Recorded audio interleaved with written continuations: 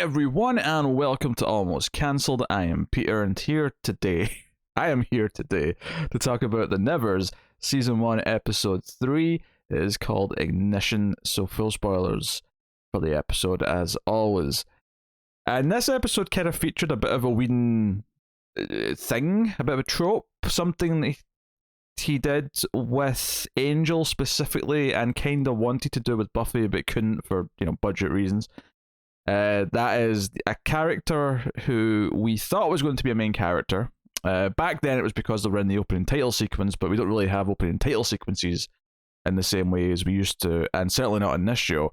So Mary, who was in some of the posters, when she was sort of heavily featured, about saving our last episode, I thought she was here to stick around for a while because she's in several of the posters. I noted that she was on the poster over certain other characters who already feel like they're maybe a bigger deal. And we get the shock death. We get the death of someone who felt like they were being promoted as a main cast member and are taken out fairly early on to, basically shock us. But it's a fairly valid shock in the sense that the whole point is that, hey, not everyone you think is safe is safe. And it can possibly add some real suspense and tension to who may or may not survive at any given point. There's still characters who feel completely safe, obviously, but there's a reason for it. There's a technique for it. I wasn't necessarily predicting it. That said, I do think it makes complete sense in this episode, and maybe not that she's too powerful a character, but it would maybe open up like this constant cerebral idea of X-Men kind of being an option if she was sticking around. She sort of like invites a lot of people by the end of this episode. Locally speaking, the ranks have been kind of filled out, and all the people who were in danger of being captured by the evil entity that has been run by Bidlow, who seemingly I would assume is behind this murder at the end of the episode, because Amalia does go to Bidlow and tells her about this other place that's pretending to be the orphanage and is luring in these young people who have been, killed or turned into zombies. Or actually, can we talk about the masked men who were trying to kidnap the girl before, and how we see one of them without the mask this episode, and he's like a cyborg that's missing a jaw. Probably my favorite visual thing of this entire show so far was how that dude looked when the mask came off. I almost wish they sort of dwelled on it a little bit more, just to really sort of like enjoy the cyber steampunk horror nature of the whole thing. I kind of dug that quite a bit. There was a lot of things I liked in this episode. I don't think it's necessarily fixed a lot of the problems that I had with the show the last couple, but namely being I still feel like this could be easily 5 or 10 minutes shorter. It could be a little less padded. I definitely felt the we're on HBO, so we're going to have as much nudity as humanly possible feeling. That didn't necessarily feel like it added much to a lot of things.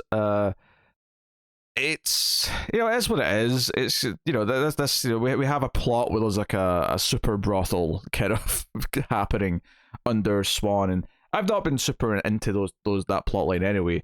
But this episode, it kind of felt like a lot of it was overly sexual, just so we could have the a couple of jokes playing out around the nudity and how, and his character building, because he's super comfortable and he'll basically screw anything that moves, has been very established throughout. But that combined with a few other incidents in the episode kind of stuck out to me. But like, other than those two complaints, which is, could be tightened a little bit and not be as long, it feels like it has to hit that full hour or close to it because it's HBO and they like to fill the slot properly like a traditional TV station, as opposed to saying, hey, it's okay if this is like 45 minutes or 50 minutes instead of the full hour or close to it anyway. And of course, some of the overly HBO elements that I don't necessarily think even kind of belong, at least not yet. I mean, there's a lot of talk about sex and stuff like that, but I don't know if any of it actually justifies it being overly explicit with the visuals of it. And maybe that sounds pretty I don't know. There's tons of other things though that I'm cool with the nudity and sex in it. It's just that it feels a bit like, it feels like it's a show that's a superhero Whedon-y show that is also trying to be a HBO show, but it doesn't actually need to be. and it's kind of getting out of its way to try it. So there's that. Other than that, though, I mostly like things in this episode. It had a full story. It had a setup and payoff. I do have one other critique, actually. It's a minor thing. Bonfire Annie, who they tried to kind of recruit at the start of the episode, her hesitation last episode where she kind of saves them, I thought there was going to be more to that than just, oh, maybe you're good. And she's super cynical and tells them to piss off. And then at the end, after she's presumably heard the song again from Mary before she died, she shows up with all the new people. And I thought, oh, okay. It was just that. It was just, I guess she is kind of good. And she's turned over a new leaf. But I did think the Mary death was effective. I think they did a good job of giving her a final moment with Monday. And we learn a lot about Monday in this episode, about how he is ashamed and he's scared of revealing that he is actually gay.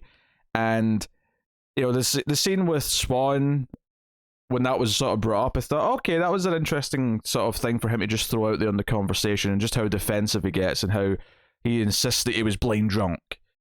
And I think on its own, that was okay. But I think the scene with Mary afterwards, where she clearly knows about this, and she sort of brings it up without saying it. Clearly, she knows he's not ready to actually use the words and openly talk about it.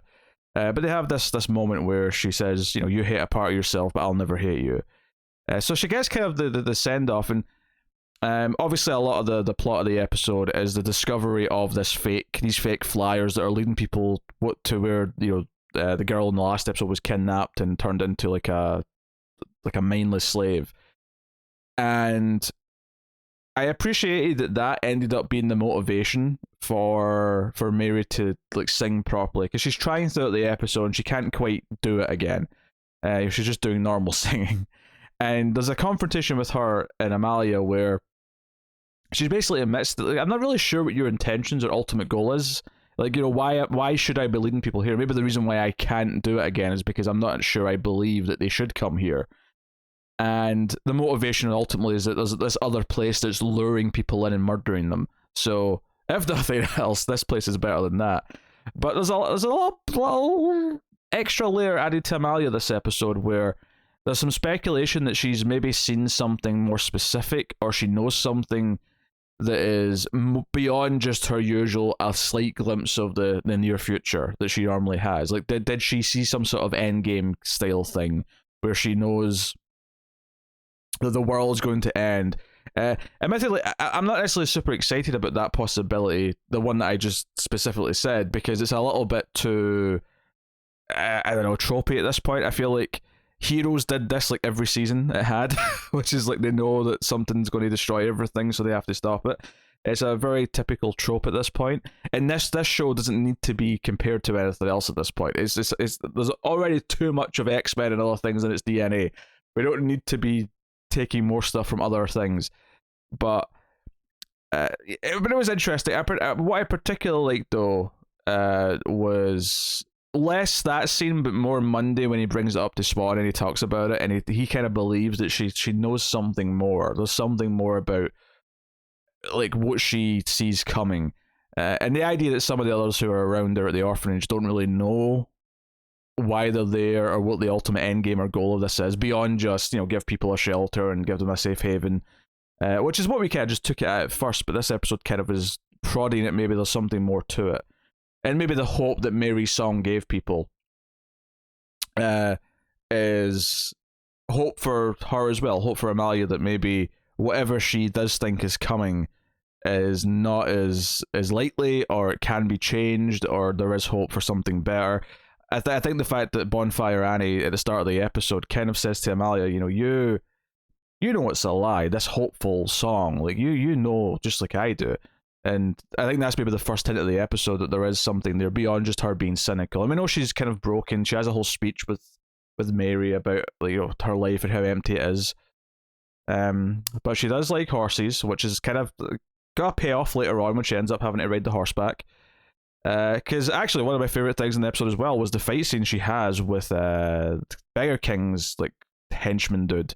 He flips the carriage over. She ends up in the river or wherever it is, and he's got this power. This big guy's got this power where he can walk on the water, And I thought this was a really interesting fight because not only does he get this advantage where he can walk on the water and she's trying to swim away under the water, but as the fighting started, it was more sort of like, competitive combat between them. And there was like, okay, she tries to break his arm when he lifts her up, and then she gets the chain around his neck and pulls under the water. But he's like slamming her around. There was a lot of in and out of the water in a way that felt like a different type of fight scene than I've ever really seen had on water. And it is, I guess, you have a character who can walk on water, which immediately changes the rules for how it works. But typically, you'll have fight in the water and you'll have them try to dunk each other's head to drown them. This was a little bit different than that. This was a thing where it kept playing with getting in and out of the water and trying to hide in the water and then trying to come up for air for the brief few seconds that maybe he won't catch her. She's trying to stay hidden under the water, but ultimately she eventually has to come up for air, and immediately she's grabbed, or immediately she's like kicked in the face or something. I thought there was an interesting choreography to the back and forth of this, which ultimately ended with her choking him out with the chain. Bear King's pissed because Amalia was there at the start when Bonfire Annie, that scene where they try to recruit her, was his supply, his opium was torched by her, and because Amalia was there, he's very upset about that, and that's presumably what this attack is for. We get to see him be all evil and like cut up his henchman's like branding that he's got on his stomach. Just selling us again that Nick Frost is a vicious bastard in this show. And he's okay. I mean, I like Nick Frost a lot as a comedic actor.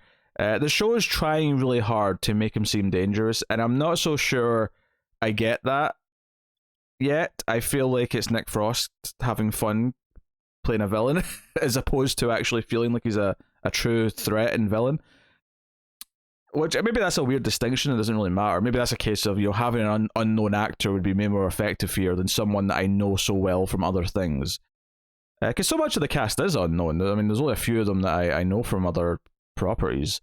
But I thought that fight scene was really good, and I thought the murder of Mary in the middle of the song, I thought it was a nice touch that when it cut to Monday, who requested to be there, and it almost seemed like he was hoping that he'd been touched. He was hoping that maybe something had changed and he would find out he's touched. And there's a moment where it cuts to him and the song cuts out because he can't hear it. And I thought that was an effective little touch in the soundtrack and the editing. I appreciated that. And then the actual moment, and because there's a tease earlier on with the guy, but that answered my question. I was questioning back in episode 1, the guy with the minigun on his arm, like exactly what his power was. And we see it in this episode, and it was like a moment of realization. We see the arm, and he's in the prison cell, and I didn't know it was him yet, but he's got these like holes in his arm that like there's like ooze, like white ooze coming out of, but then it solidifies into like a shard, which is almost bullet shaped. And then when it falls to the ground after a couple of seconds, it kind of liquefies again. And I was like, oh, this is the minigun guy. This is his power. He literally makes like whatever material this is. It almost felt like it was like liquefied bone that was reforming into bone, coming out of his arms seemingly. And then that's what he's firing in that gun holster he's got, that contraption. So they kind of set it up. I presume that it was Bidlow, Olivia Williams' character, who, not wanting all of the people that she's secretly behind having kidnapped and part of her weird experiments in army and whatever, she doesn't want all that to stop. She wants to stop the singing. Presumably she's the one who's got this guy out of prison and given him this job, and of course it's Monday who kills this guy in the moment. So I think the episode, again, like, it's not much like the last couple, it's not knocking things out of the park, but it's definitely doing just enough to make the payoffs feel like there's a little something that matters. I think they did enough with Monday this episode and Mary and them, and then the hope of like why we have to kind of try and like make sure we attract all the touch to our orphanage instead of letting them find this other place. There was enough of that stuff all set up that this felt tragic enough at the end of the episode. And I thought, okay, some things are working here. There's some fundamental things that are starting to work by the end of the episodes. There's definitely portions of the episodes where I'm kind of feeling it's a bit of a slog, and there's definitely portions where I'm maybe not into some of these other side characters or plots. But there are some basic things in the main stories and characters that it's achieving where I'm not just tuned out by the end of the episode. So Still a mixed bag for sure. And we're not done talking about this episode yet. There's a couple of other plot lines, but you know, and it's worth mentioning, you know, when Amalia goes to this place that's kidnapping the girls, well, not just girls, mostly girls, but she you know, the woman who was there who traps them, like she brings her back, and we have the woman who can make them speak and tell the truth. What I liked about this is, one, how dark it was, but I did like the idea that this woman, even though it was the ultra truth, it was kind of like a lasso of truth sort of thing with Wonder Woman, in a way where it did give information. You know, she admitted to like being behind the deaths of people and stuff like that, and this really horrible story about killing her own child because she believes the touch are, you know, a curse and should be wiped out and yada yada.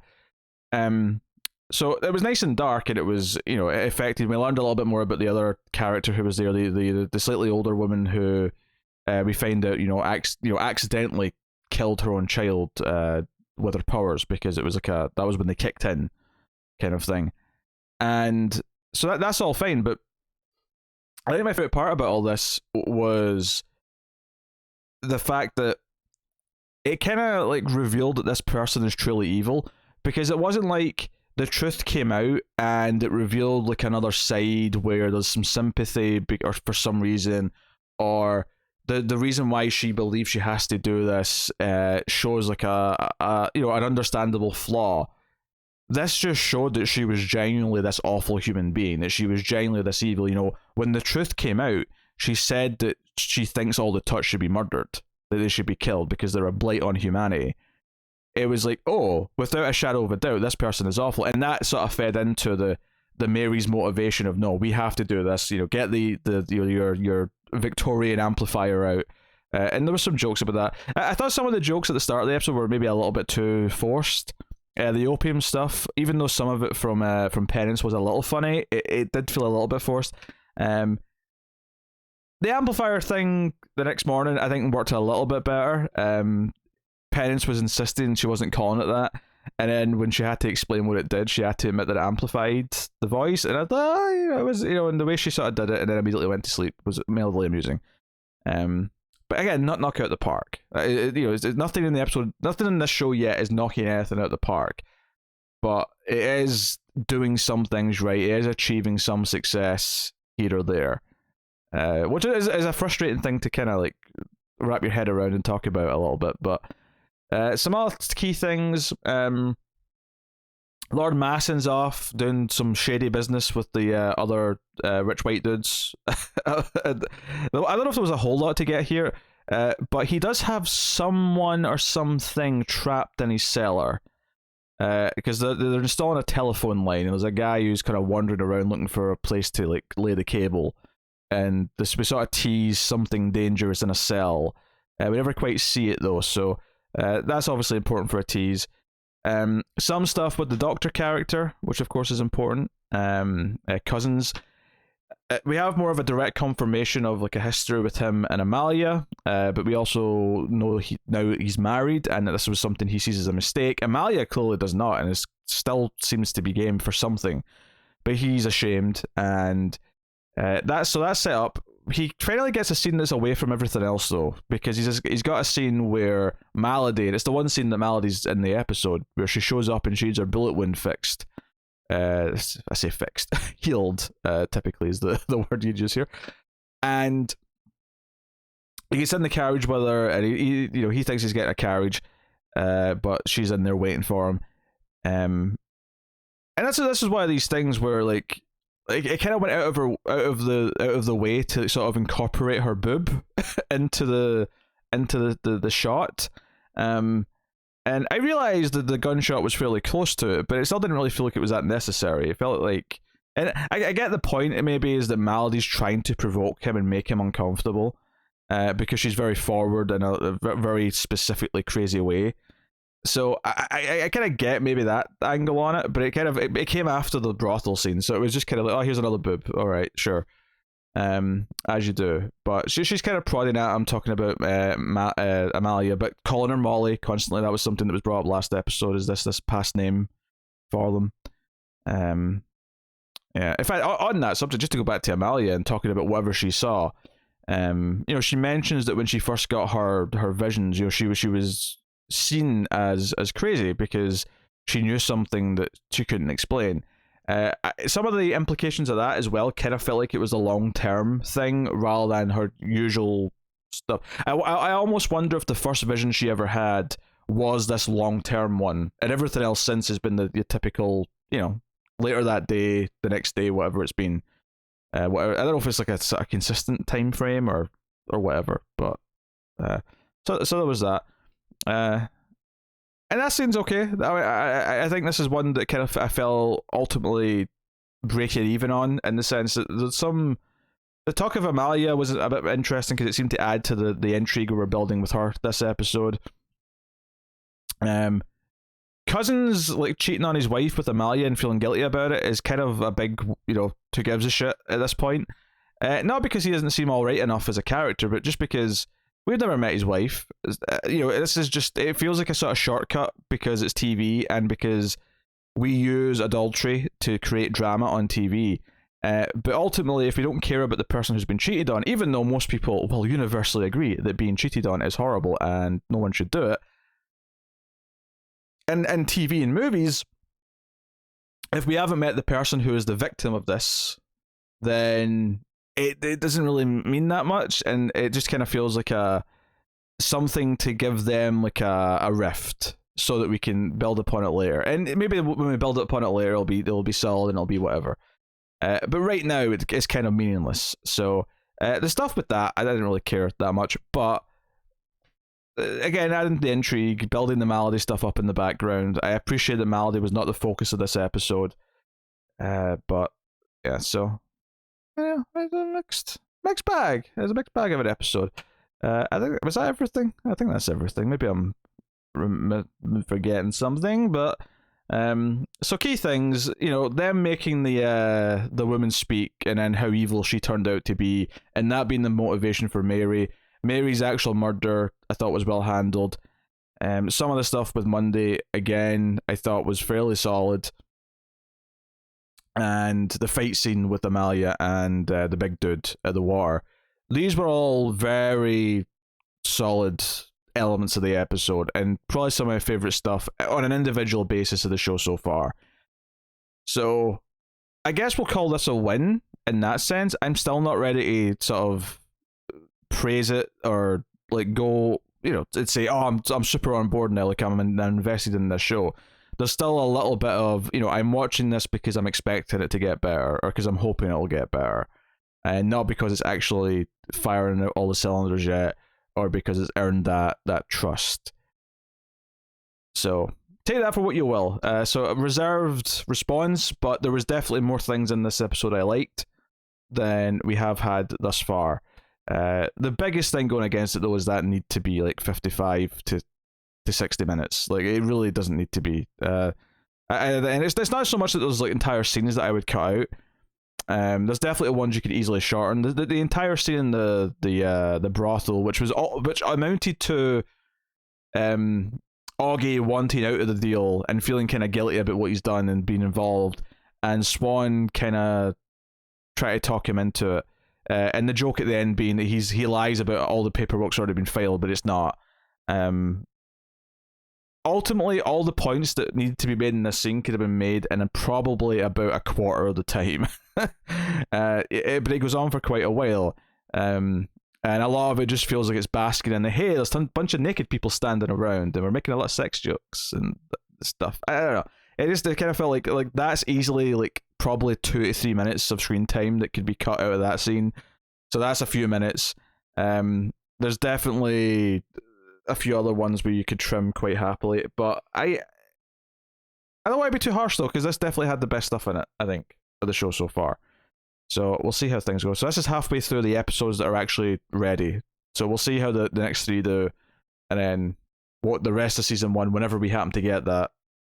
If they even call it that, they may just call it season 2 at that point. This may just be one of these things where, kind of like Breaking Bad season 1. Season 1's only 6 episodes without an ending because the writer's strike in that case. But hey ho.